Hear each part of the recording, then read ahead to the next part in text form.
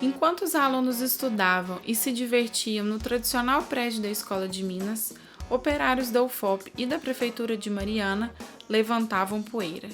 Em área próxima ao Palácio dos Bispos, prometido futuro local de instalação definitiva do curso, era construído o bilhete de volta dos alunos. A construção da estrutura do prédio, sob responsabilidade da UFOP, foi finalizada em julho de 1997. Cabe então à Prefeitura de Mariana continuar a reforma, foi concluída em 35 dias. O prefeito à época, Cássio Brigolini, sucessor de João Ramos, garantiu que, se dependesse dos esforços da Prefeitura, o curso volta para Mariana definitivamente. Um vereador, também estudante do curso, afirmou: se concluir a obra, o prefeito pode resgatar um pouco de sua dignidade.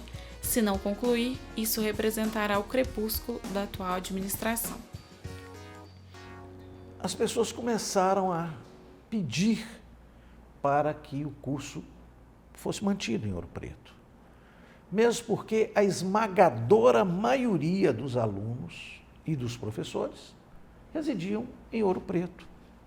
Então era muito mais fácil gerenciar em todos os aspectos acadêmicos e administrativos o curso de Direito lá em Ouro Preto, no campus Cruzeiro. E aí o reitor se mostrou sensível, o professor Disseu.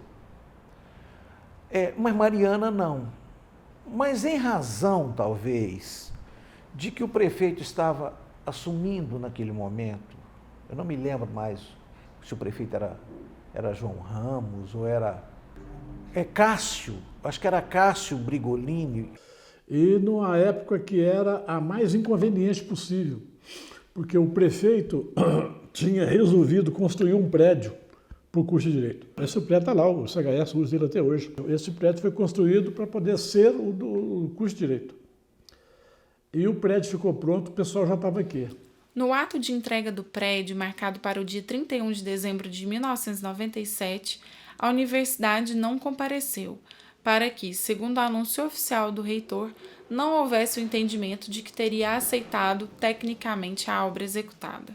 Eu lembro da disponibilização de um prédio, sabe? Mas eu não me envolvi com isso, porque chegou um ponto que nós estávamos tão focados em manter o prédio, em manter o curso de Direito em Ouro Preto, sabe?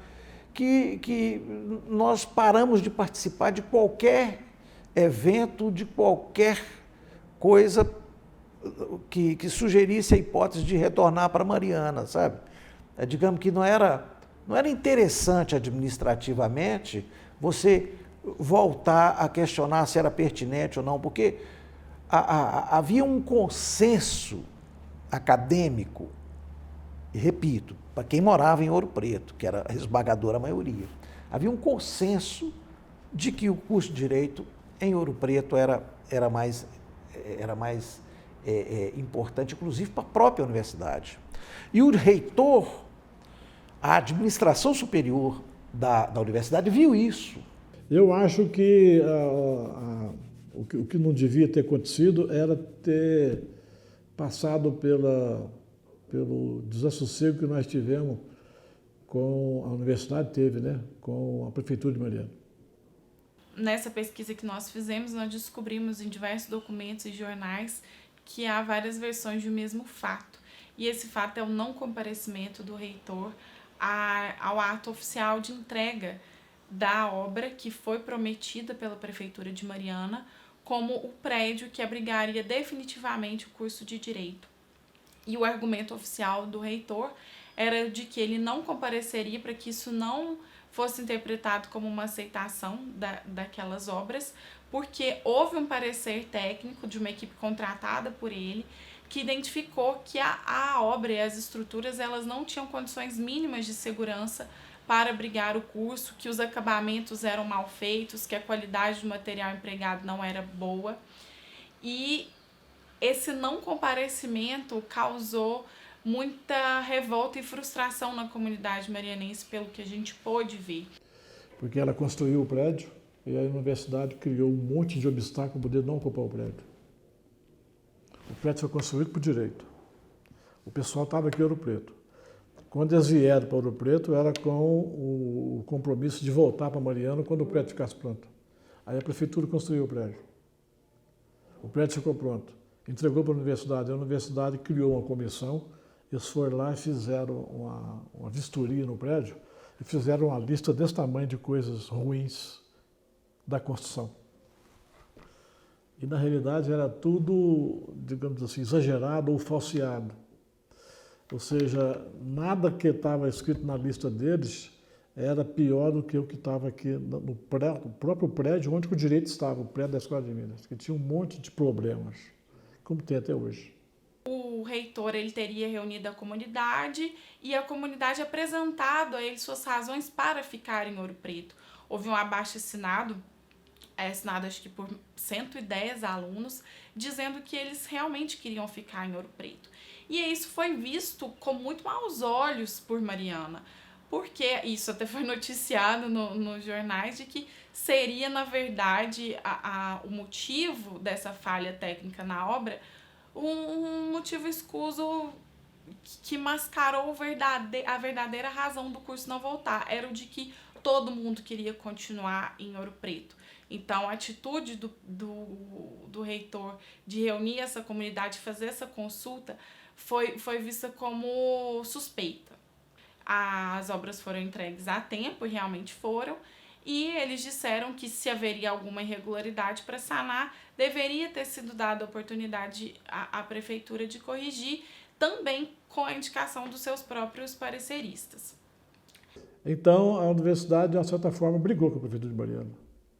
A prefeitura de Mariana tem um negócio guardado lá na prefeitura de Mariana como um prédio que foi R$690 mil na época, R$690 mil em 98.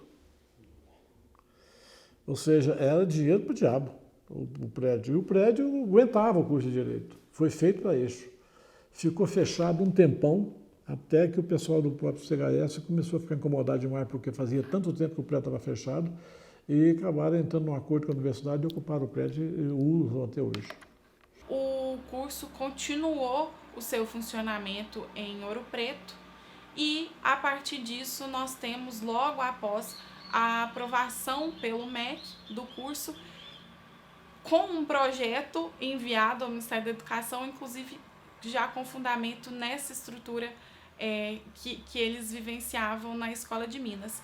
E aí a esperança de Mariana que o curso voltasse, ela vai morrendo aos poucos, até porque o comodato entre a Arquidiocese de Mariana e a universidade acaba e a posse do Palácio dos Bispos ela é retomada. Em 23 de março de 2000, logo após a formatura da primeira turma do curso, o então ministro da Educação, Paulo Renato Souza, reconhece o curso de Direito ministrado no campus da Universidade Federal de Ouro Preto. O reconhecimento do curso pelo MEC foi fruto de um esforço conjunto entre professores, incluindo substitutos, alunos e servidores.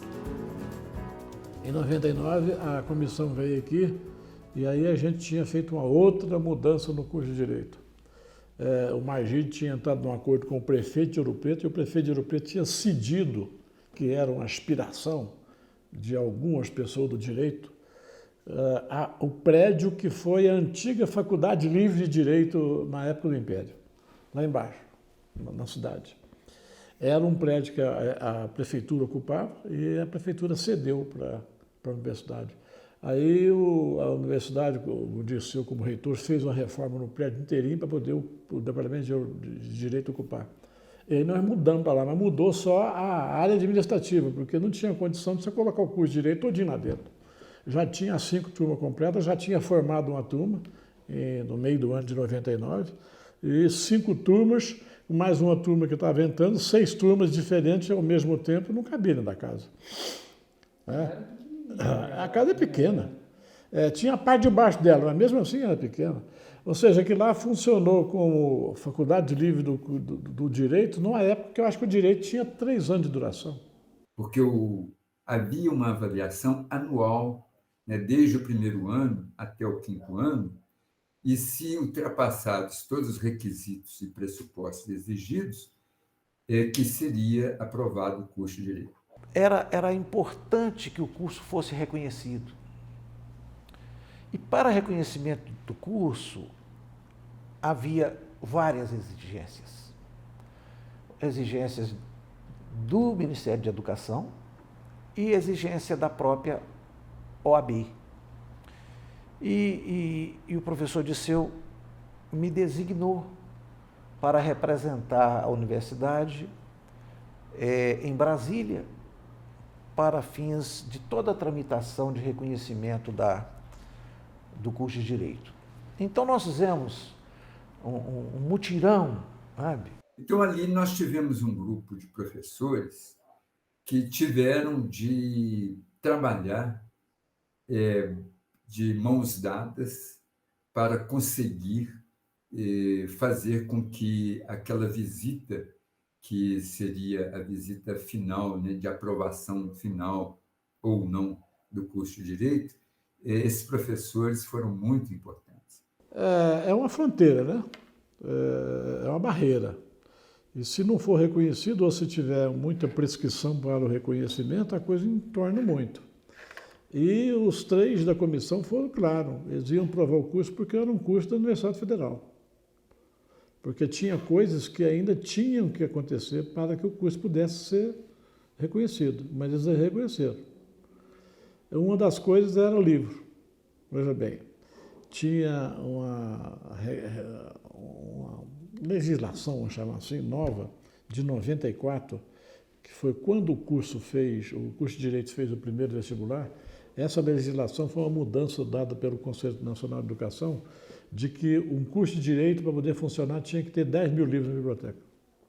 Todos os professores doamos livros para a biblioteca, porque tinha que ter um número mínimo de livro. Sem 10 mil livros não tinha jeito. Na realidade, o que é que o Conselho Nacional de Educação estava querendo coibir? Estava querendo impedir as universidades particulares de criar curso à vontade sem gastar nada. Tá certo? E depois foi infrutífera a tentativa do Conselho Nacional de Educação, porque as universidades federais começaram a criar cursos de Direito, que não tinham, e foram criando. E dentro das universidades federais, nós passamos a ter muitos que não tinham os 10 mil livros. O caso aqui de Ouro Preto, tinha 2.500 livros. Mas a universidade tinha um propósito para poder fazer compra, então tinha uma opção de declaração do reitor comprometendo a fazer essas compras, aquele negócio todo, licitação para poder acontecer. Eu fui a Brasília algumas vezes e tem uma apresentação lá na OAB, acho que era na OAB, não me lembro mais, que você tem que apresentar o curso, sabe? Eles fazem inquirições, é público, sabe? Como se você estivesse fazendo uma prova oral. E aí nós levamos os dados, levamos toda a estrutura e aí o curso foi aprovado. Eu estou dizendo isso aqui porque está intimamente ligado ao fato de ter estado o curso em Mariana, porque nós teríamos muita dificuldade de reconhecimento do curso em Mariana em razão das condições precárias que o curso de Direito estava habitando, sabe, fisicamente.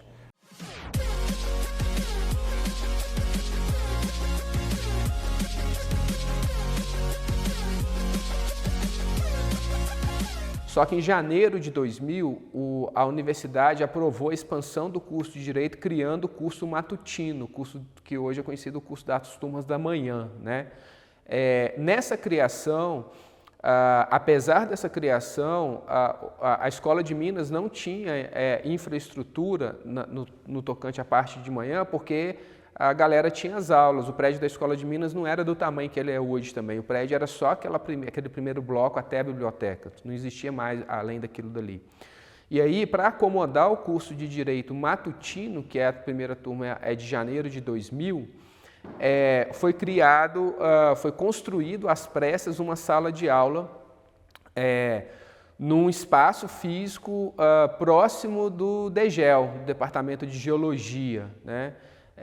E aí criaram essa primeira sala de aula, construíram essa sala de aula, e quando essa turma foi alocada lá, imediatamente continuou a construção de outras salas de aula. Todo o meu curso de Direito foi no Puxadinho, não é? Antes de ser RU. E foi um curso relativamente tumultuado, porque boa parte dos 5 anos foram com obras. Então o Puxadinho, inclusive, foi melhorando bastante. Não é? Então, daquilo que eu havia dito, onde as paredes mal eram rebocadas, tinha no máximo um piso grosso onde ficavam as carteiras. Então, quando a gente foi para lá, realmente, e por isso tem o nome Puxadinho, não é por acaso, era algo muito precário. Mas que até ao final do nosso curso se tornou um espaço minimamente adequado, habitável, aulável, né? Possível de ter aulas. Não tinha muito apoio. Nós não tínhamos uma pessoa na portaria que recebesse as pessoas, não tinha um administrador de edifício, então todas essas tarefas iam para a secretaria. A seção de ensino acumulava o trabalho do colegiado de curso. Ela que recebia, além dos requerimentos próprios da seção de ensino, também os do colegiado. Com o tempo, mais ou menos aproximadamente 1 ano e meio, as secretarias tiveram sala própria. Aí foi dividido, foram usados divisórias mesmo para separar as salas. Aí já tinha uma sala da secretaria, a sala do chefe e uma sala coletiva para os professores, que eram mais ou menos 5 computadores, mas era de uso coletivo. Puxadinho, não é?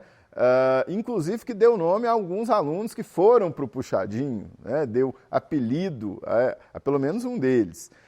E o fato, né, é que o curso de Direito, então, vai para um prédio em construção, basicamente, daí o nome, não é? Mas um prédio que, ao menos a mim, parecia melhor do que o que nós estávamos. Porque, embora ele tivesse esse apelido de Puxadinho, ele era um prédio feito em um nível só, portanto, horizontal, não tinha 2 andares, tinha nada disso. Tinha um vão central imenso, onde os alunos ficavam.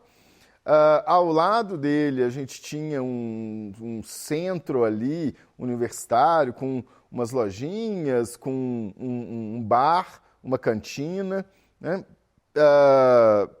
Estacionamento em frente ao prédio bacana e, principalmente, as salas de aula eram imensas. Como não tinha serviço de portaria, a gente acabava levando a chave para casa, né? Não tinha outro jeito, infelizmente.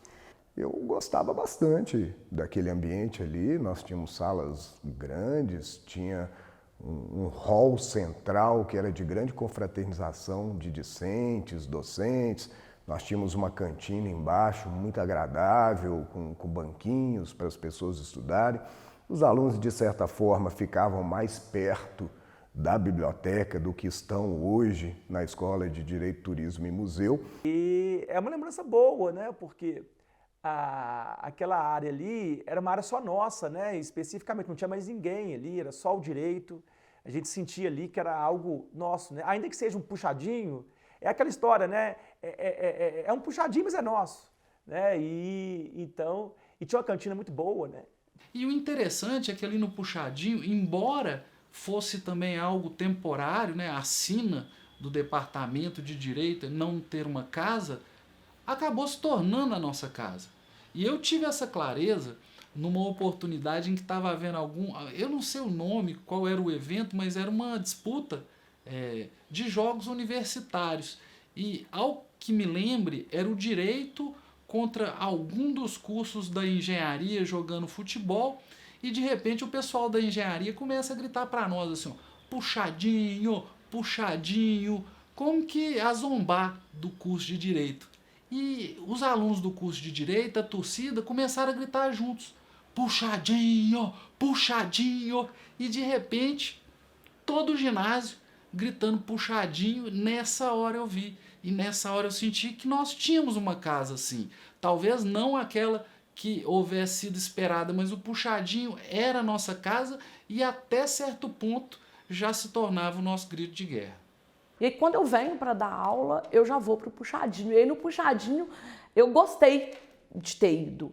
Por quê? Porque eu já senti meio uma cara de escola já. Porque no puxadinho eu já via secretaria, sabe? Já tinha secretaria. Na Escola de Minas, a secretaria, a gente nem sabia onde que ela funcionava.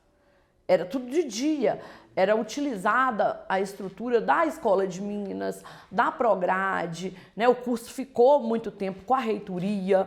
Então, assim, a gente não tinha essa memória de secretaria, colegiado, né? Por mais que já existia, a gente não vivenciava. No puxadinho eu já vivenciei. Quando vem o puxadinho, parece que foi um presente que a gente tinha recebido, né? Então aqui agora a gente está em casa. Só que aí o puxadinho tinha secretaria, hoje onde é a papelaria, né? Tem uma papelaria onde tem os bancos, ali tinha uma cantina, né? E aí tinha uma escada que ligava a parte de baixo com a parte de cima. A papelaria, você subia e tinha salas de aula. E havia também um bar que ficava ali embaixo, né? Não podia, mas vendia. Não podia, não? Não. Nossa, eu bebi cerveja ali.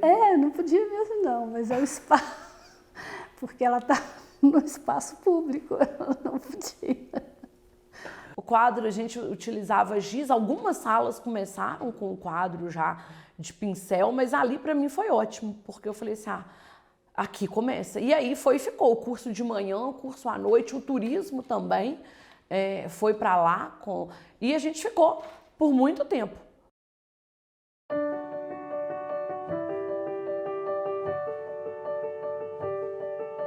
Então, nós poderíamos, de certa forma, contar essa história dos professores substitutos por períodos, porque na ocasião, né, no começo, o curso foi tocado por professores substitutos. Então, até 97, se minha memória não estiver me traindo aqui, a gente tinha pouquíssimos, né, 2 ou 3 efetivos e o resto de substituto. E quando eu fui substituto em 2002, o departamento era composto majoritariamente por professores substitutos. Com muita dificuldade, porque não tínhamos professores efetivos que pudessem atender plenamente o curso. E os professores substitutos, o contrato era um contrato efêmero, né? 2 anos no máximo, e a hora que estava entrosando com a turma, a hora que estava...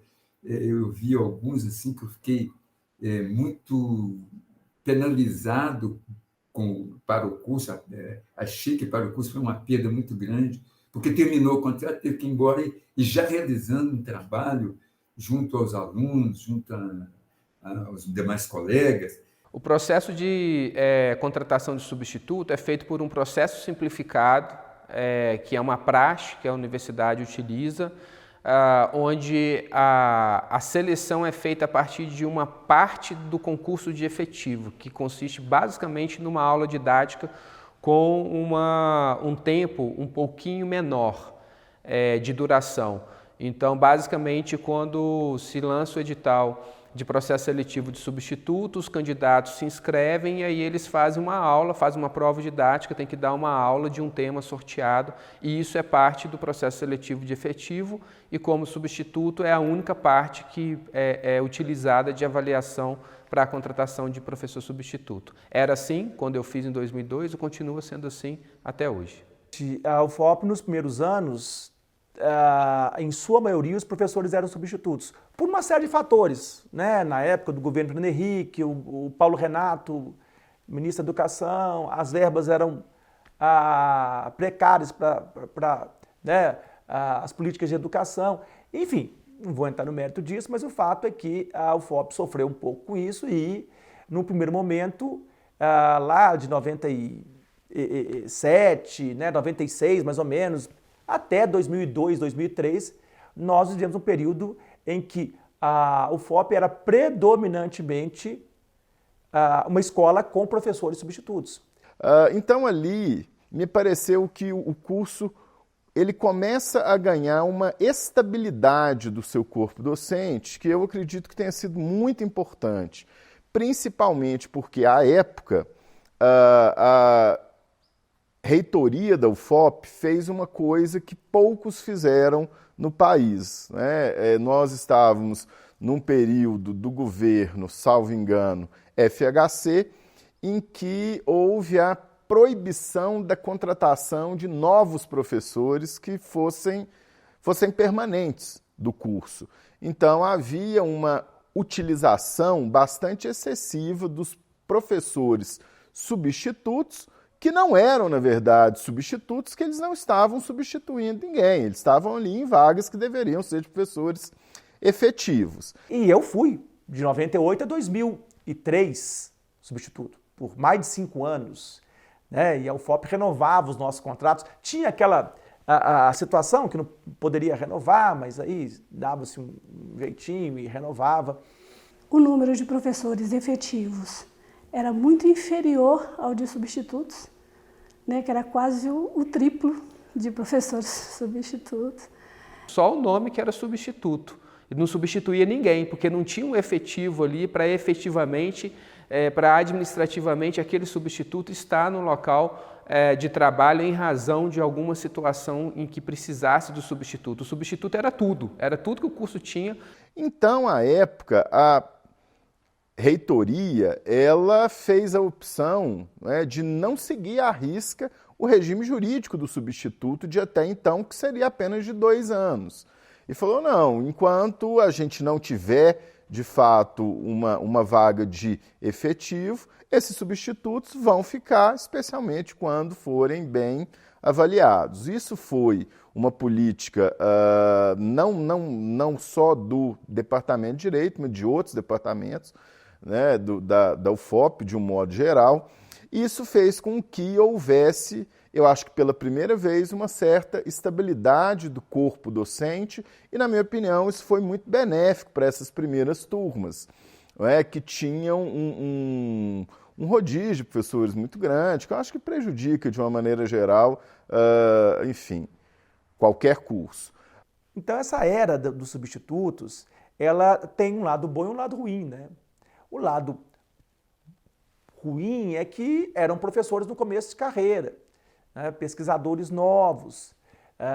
Mas, por outro lado, a história mostrou, né, que eram professores novos, mas que tinham um futuro brilhante pela frente. A gente, eu acho que compensava isso muito com a vontade, né? A vontade de fazer parte de um projeto legal, a vontade de construir a vida, né, de cada um de nós, né? Enfim, eu estou falando de um período em que a maior parte desses professores tinha entre 23 anos e 35. Né? Então, enfim, a gente tinha muito a oferecer, tinha muita energia. Porque o professor substituto de 22, 23, 24, 25 anos está lá com alunos de 20 anos, de 21, de 19. Então, a relação com os alunos era uma relação muito próxima. Né? Havia uma conexão muito grande com os alunos.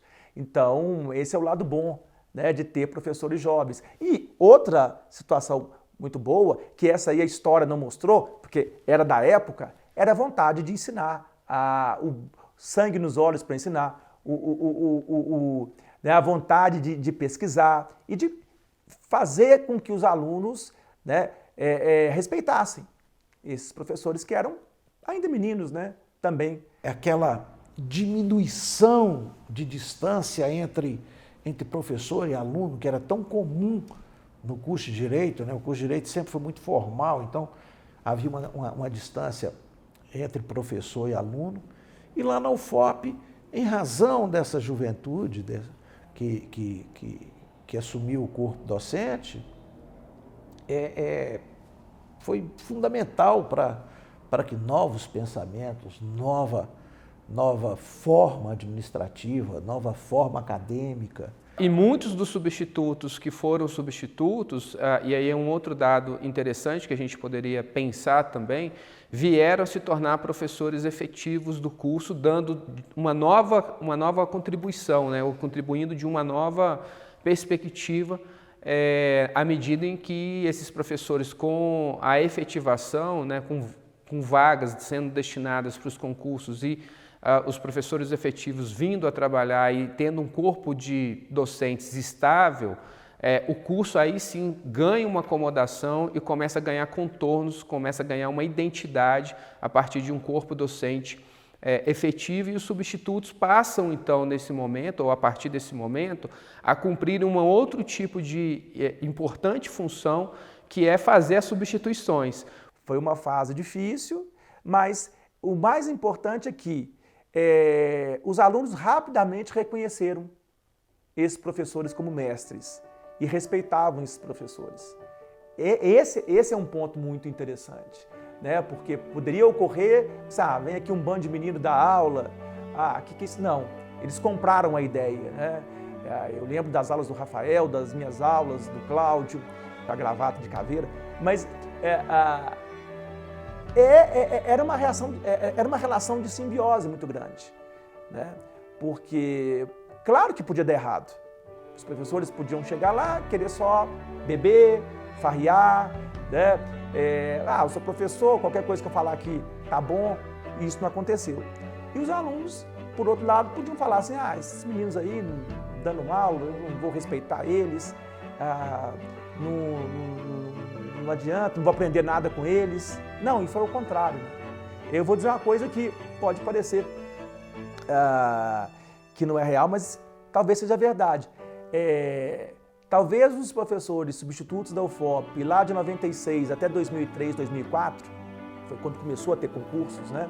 Mais ou menos, talvez eles tenham sido mais respeitados pelos alunos e acolhido pelos alunos do que os professores mais velhos de várias universidades federais de hoje em dia, né? Porque essa geração atual, por uma série de fatores, que nós não vamos entrar aqui no mérito deles, não tem essa relação, até mesmo de respeito, com os professores, como os alunos da UFOP lá de 96 a 2003, 2004